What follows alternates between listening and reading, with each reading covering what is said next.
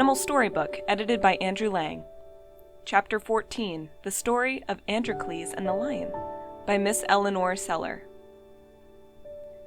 Many 100 years ago, there lived in the north of Africa a poor Roman slave called Androcles.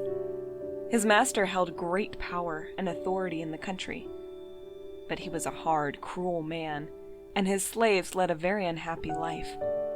They had little to eat, had to work hard, and were often punished and tortured if they failed to satisfy their master's caprices.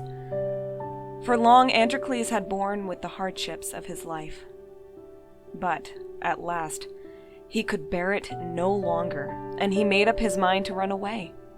He knew that it was a great risk, for he had no friends in that foreign country with whom he could seek safety and protection, and he was aware that if he was overtaken and caught, he would be put to a cruel death.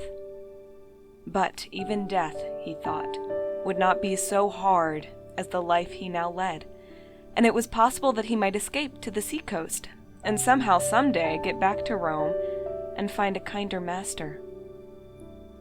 So he waited till the old moon had waned to a tiny gold thread in the skies, and then one dark night he slipped out of his master's house, and creeping through the deserted forum and along the silent town, he passed out of the city into the vineyards and the cornfields lying outside of the walls.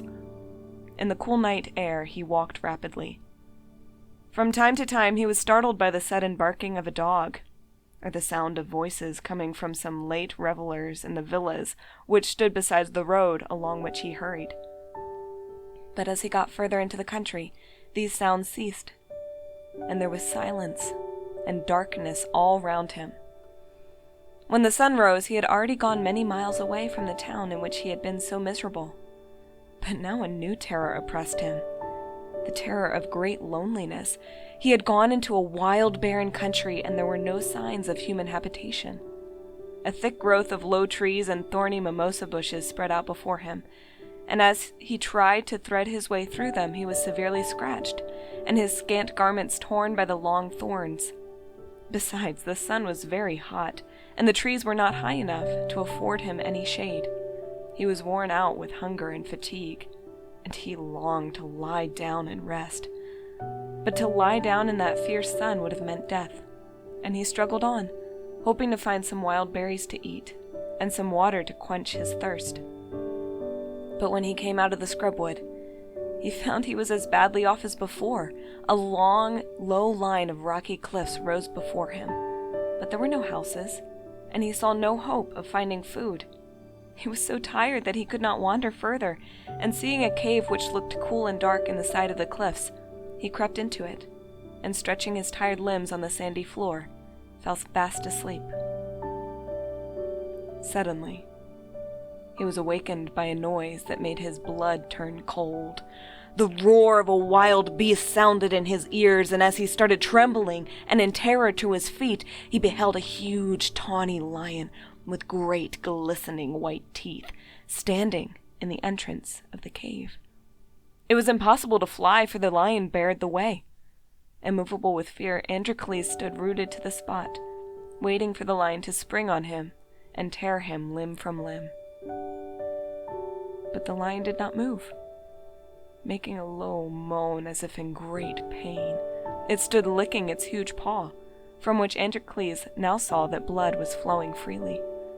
Seeing the poor animal in such pain, and noticing how gentle it seemed, Androcles forgot his own terror, and slowly approached the lion, who held up its paw as if asking the man to help it. Then Androcles saw that a monster thorn had entered the paw, making a deep cut, and causing great pain and swelling.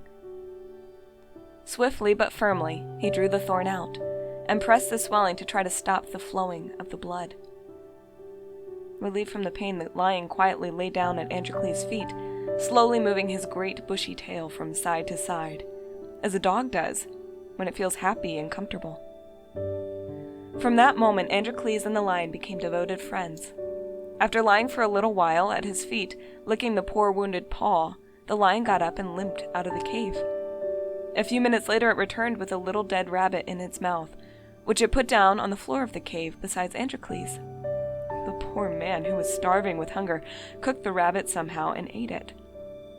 In the evening, led by the lion, he found a place where there was a spring, at which he quenched his dreadful thirst.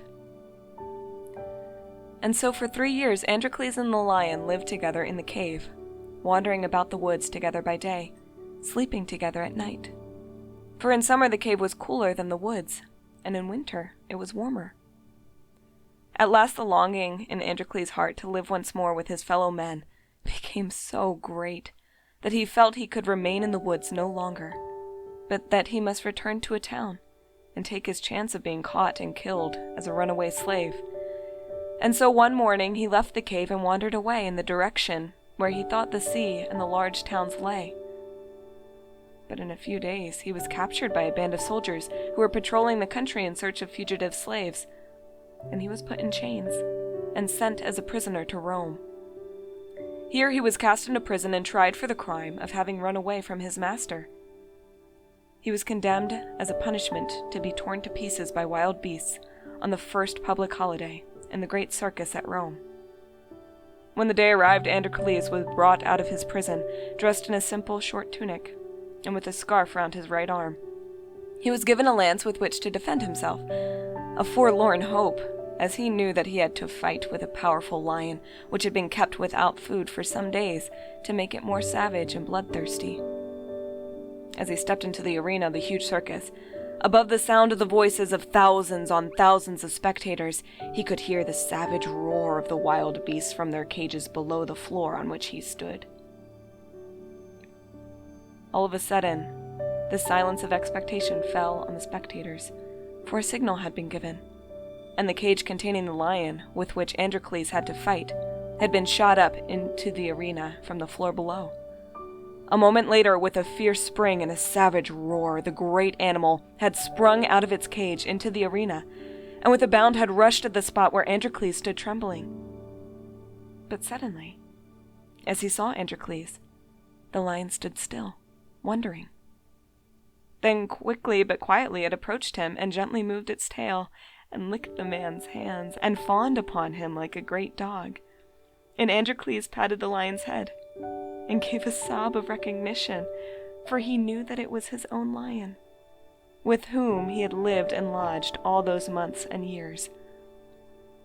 And seeing this strange and wonderful meeting between the man and the wild beast, all the people marveled, and the emperor from his high seat above the arena sent for Androcles and bade him tell his story and explain this mystery.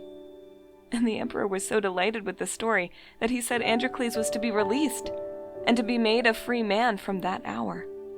And he rewarded him with money and ordered that the lion was to belong to him and to accompany him wherever he went. And when the people in Rome met Androcles walking, followed by his faithful lion, they used to point at them and say, "That is the lion, the guest of the man, and that is the man, the doctor of the lion."